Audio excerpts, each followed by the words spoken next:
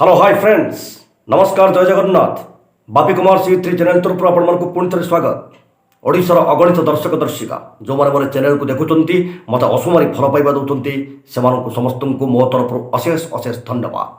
आपण मानकर जीवन सरस सुंदर हो आपण मैंने समस्ते सरल निराडंबर जीवन यापन करूँ सफलता आपण मानकर चिर सहचर हो यह ओडिशार बड़ ठाकुर जगतनाथ श्री जगन्नाथ उद्देश्य मोर प्रार्थना प्रतितर परी आज भी मुझे गोटे स्वतंत्र भिडियो भेटी देवाक जाऊँगी शेष पर्यटन देखा अनुरोध एवं मतामत देवाक भूलें। आज जदि कौन बंधु मोर प्रथम कर चैनल को देखुंट सब्सक्राइब करना जिते शीघ्र पार्टी सब्सक्राइब करनी आखिर जो बेल आइकन को प्रेस करूँ। जदि आज भिडियो आपण मानक भल लगे ताहले लाइक करेंगे ताहले कमेंट करेंगे ताहले शेयर करेंगे आउ ढेर सारा भल पाइबा देवे। जय Jagannath.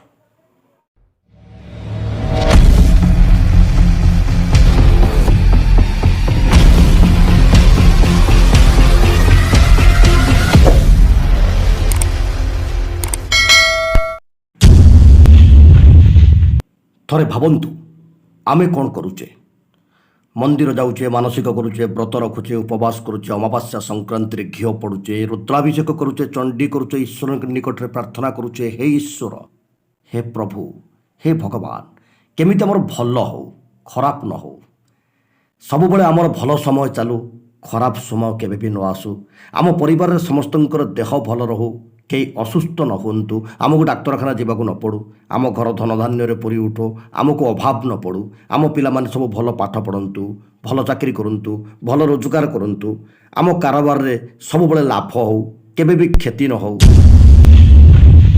But is it possible यह कौन केबे संभव आम जानिचे आम समस्त जानिचे भल भाव जानिचे मनीष को ईश्वर सृष्टि करिसंती श्रेष्ठ जीव करी मुंडरे बुद्धि देइचंती चिंता करिवार शक्ति देइचंती भलमंद परखिवार ज्ञान देइचंती आउ सेइथि प्रत्येक दिन आम पाखक भल समय खराब समय सुख दुख अभाव भाव मिशी करी आसे।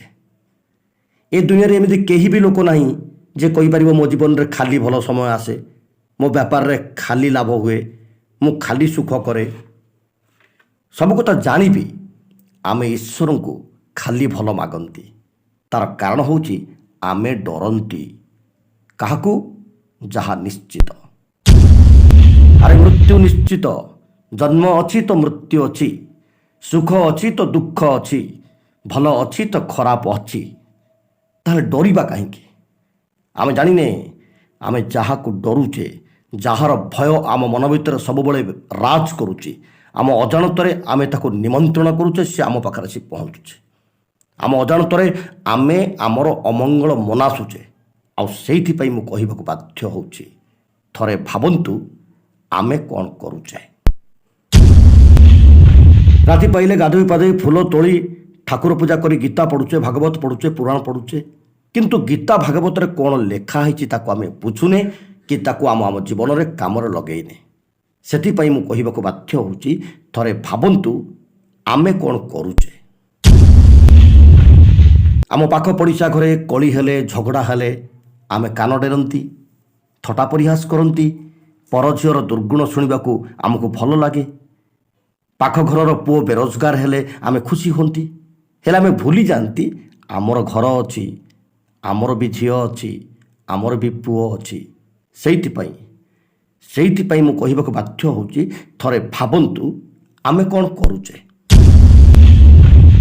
आमे भद्रलोक आमको गाँव में साई पड़िशा अन्य आड़े न्याय हिसाब को डका जाऊँगी आमे विचार करुचे कौटी बाप पुओ भिने होउचंती कौटी भाई भाई भिने होउचंती कौटी स्वामी स्त्री भितर मान मनांतर घटी आमे निशाप्रे बसुचे निशाप्रे आमे जहा कहूचे निशापरे आमे जहा कहूचे प्रथमे आमे ताको पालन करुचे तो आम घरे से सब अघटन घटुनी तो आम बापा माँ को आमे भलरे रखिछन तो सेइथिपई कहूची थरे भावंतु आमे कौन करुचे।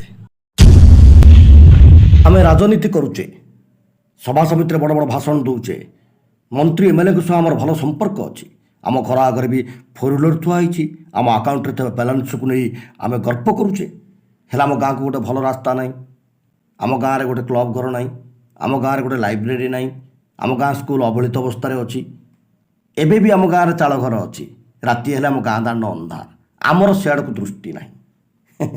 ସେଇଥିପାଇଁ କହୁଛି ଥରେ ଭାବନ୍ତୁ ଆମେ କ'ଣ କରୁଛେ। ଆମେ ଶିକ୍ଷକ, ପିଲାଙ୍କୁ ପାଠ ପଢ଼ାଇବା ଆମର କାମ। ଏଥିପାଇଁ ସରକାର ଆମକୁ ମୋଟା ଅଙ୍କର ଦରମା ଦେଉଛନ୍ତି। ସେତିକିରେ ଆମ ପେଟ ପୁରୁନି। ଆମେ ଟ୍ୟୁସନ୍ ବି କରୁଛେ, ଠିକ୍ ଅଛି, ଟ୍ୟୁସନ୍ କରନ୍ତୁ, କିନ୍ତୁ ଆମ ପାଖକୁ ଯିଏ ଟ୍ୟୁସନ୍ ଆସୁଛି ସିଏ ଭଲ ପଢ଼ୁଛି, ତା ପାଠ ପ୍ରତି ଆମେ ଦୃଷ୍ଟି ଦେଉଛେ, କିନ୍ତୁ ଅନ୍ୟ ପିଲାମାନେ ପଢ଼ୁଛନ୍ତି କି ନ ପଢ଼ୁଛନ୍ତି ସେଥିପ୍ରତି ଆମର ଦୃଷ୍ଟି ନାହିଁ। ଥରେ ନିଜକୁ ପଚାରନ୍ତୁ, ଥରେ ଭାବନ୍ତୁ ଆମେ କ'ଣ କରୁଛେ। ଆମେ ଡାକ୍ତର, ରୋଗୀ ସେବା କରିବା ଆମର କାମ। ସରକାରୀ ଚାକିରି ବି କରିଛେ, ଏଣେ ଆମର ପ୍ରାଇଭେଟ୍ କ୍ଲିନିକ୍ ବି ଅଛି, ଆମର ଲାବୋରେଟୋରୀ, ଆମର ମେଡ଼ିସିନ୍ ଷ୍ଟୋର୍। ରୋଗୀଟିଏ କେତେ କଷ୍ଟରେ ଟଙ୍କା ଠୁଳି ଆମ ପାଖକୁ ଆସୁଛି ଭଲ ହେବାକୁ। ଆମେ ମୋଟା ଅଙ୍କର ଫିସ୍ ନେଉଛେ, ତା ହେଠୁ ଲାବୋରେଟୋରୀ ପଇସା କମାଉଛି, ମେଡ଼ିସିନ୍ ଷ୍ଟୋର୍ ଲାଭ କରୁଛି। ଥରକରେ ରୋଗୀଟି କେମିତି ଭଲ ହେବ ସେ କଥା ଚିନ୍ତା କରିବା ଆମ କାମ। ହେଲେ ରୋଗୀ ମିନିମମ୍ 2-3 ଥର 3-4 ଥର ନ ଆସିଲେ ଭଲ ହେଉନି। ଏତେ ଥର ଆସିଲେ ଗରିବ ଲୋକଟିଏ କେତେ ଅସୁବିଧାର ସମ୍ମୁଖୀନ ହେଉଛି ସେଥିପ୍ରତି ଆମର ନଜର ନାହିଁ। ସେଇଥିପାଇଁ କହୁଛି, କହିବାକୁ ବାଧ୍ୟ ହେଉଛି, ଥରେ ଭାବନ୍ତୁ ଆମେ କ'ଣ କରୁଛେ।